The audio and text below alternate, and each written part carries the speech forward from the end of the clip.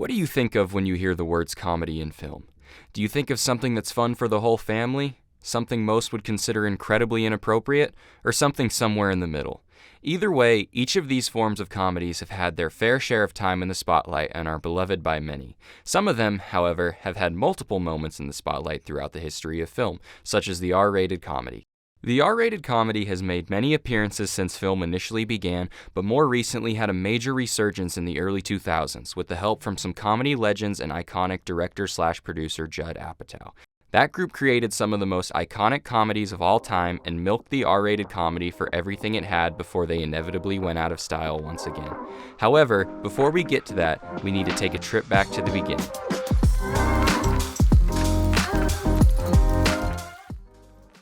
At the very beginning of film, comedies were rather tame. Mostly relying on slapstick comedy, these films were seen as good entertainment for all ages. As time went on and more opportunities in film emerged, comedy began to evolve. With sound now fully ingrained into film across the board, the jokes tended to come from the writing and dialogue rather than physical movement. According to the libraries of Indiana University Bloomington, when the 60s came around, many moviegoers became more interested with the incorporation of social and political commentary within comedies. With this, comedies began reflecting the lives and current events that were commonplace at the time. Despite this, comedy remained relatively tame until the late 60s. The Indiana State Libraries also state that The Graduate, the 1967 film, was one of the first films to focus so heavily on sexuality in a way that was considered incredibly provocative at the time. Because the movie rating system we know today didn't exist in 1967, The Graduate managed to narrowly escape with the PG rating, despite the rather adult themes and plot. It wasn't until a year later that the R-rated movie was officially introduced. As the 70s came and went, the introduction of Saturday Night Live made a big splash into the world of comedy, not just with TV, but with movies too, with some SNL originals like the Wayne's World movie. Mamma mia, mamma mia, mamma mia, let me go. As SNL grew in popularity, the SNL star to mainstream actor pipeline began, which is still to this day a very common occurrence. Why are you talking? Many comedy and film icons came from SNL, such as Will Ferrell, Bill Hader, and Chris Rock, and many are still active to this day. On top of the success of SNL, many popular comedies were released featuring well-known SNL cast members such as Animal House and Caddyshack.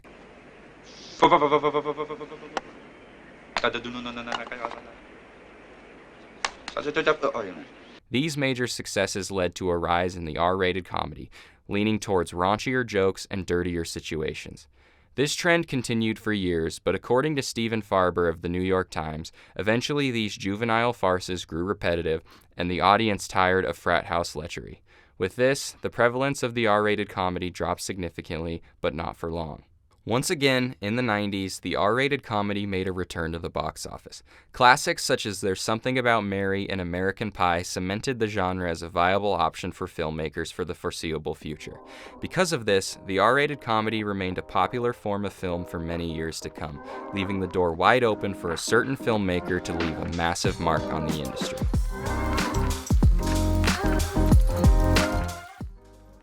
Think of your favorite comedies from the 21st century. Chances are, Judd Apatow had a hand in at least one or even a few of them.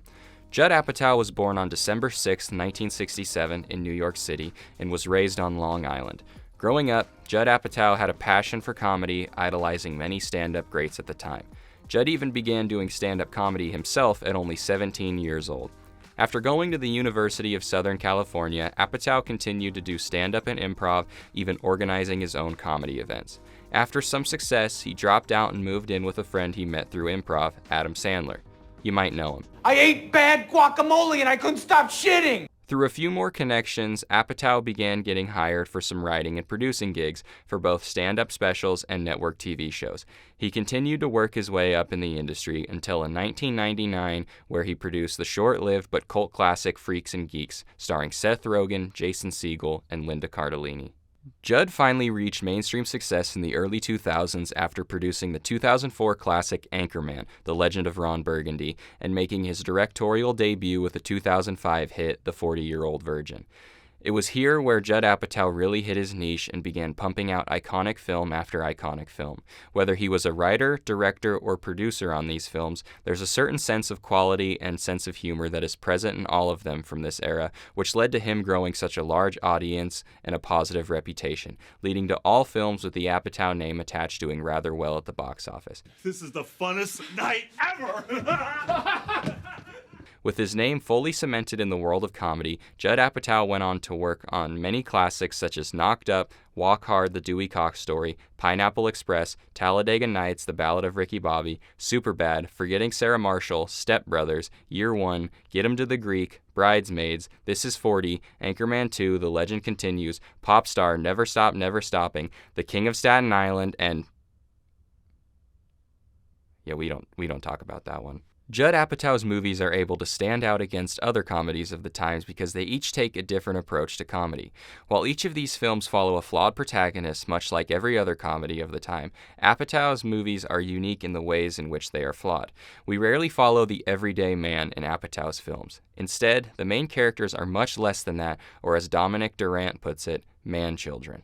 When talking about the 40-year-old virgin in Knocked Up, he states, Andy and Ben are strange leading men, but their juvenile aspects make them unique protagonists to follow. While there are many specific films of his that capture that unique take on comedy, I think that there is one in particular that stands out, one that I've heard referred to many times as the greatest comedy of all time, Superbad.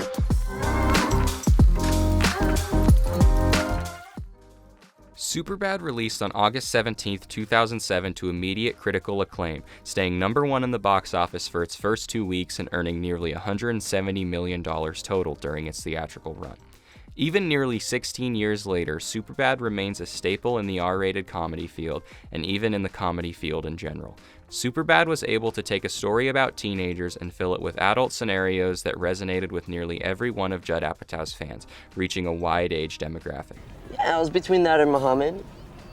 Why the fuck would it be between that or Muhammad? This film was able to reach a balance for its target audience that many movies had failed to achieve. On top of that, and under all the raunchy jokes within the film, is a heartwarming story about friendship and coming of age. As Jennifer Hemmer puts it, main characters Seth and Evan use sports, drinking, sex, and bonding over jokes to prove their manhood and grow closer together as friends. Because of this, Superbad manages to successfully play both ends of the spectrum, staying packed full of the raunchy jokes people were looking for, but without the expense of a heartwarming narrative, something that was rare with the R-rated comedy at the time. It's no surprise that even 16 years later, people are still talking about this movie. Its impact is indisputable, and it has certainly earned itself a spot in the list of the top R-rated comedies of all time.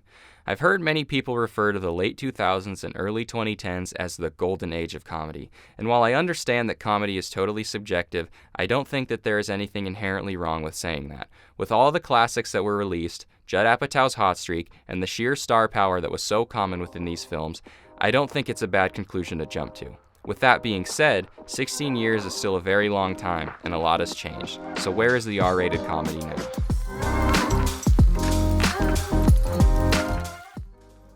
If you've been to the theaters recently, chances are it wasn't for a traditional comedy. Sure, comedic elements are present in all sorts of genres these days, but the truth is, traditional comedies aren't as common as they used to be, especially ones with that R-rated tag on them.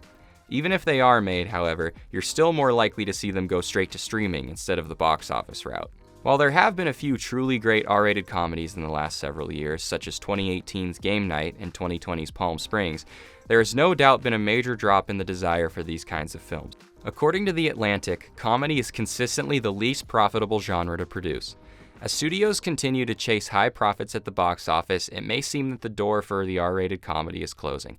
However, I don't think that that is entirely true.